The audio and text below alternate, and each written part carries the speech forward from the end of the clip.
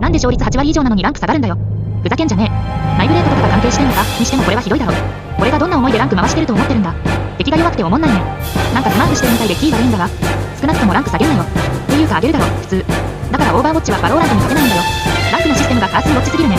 最初の方にオーバーウォッチに関連の動画を上げてた奴らはほとんどさっき言ったよ。仲良くラストとかやってるよ。原因はわかるか？これはオーバーウォッチのランクシステムがカースウォッチだからだよ。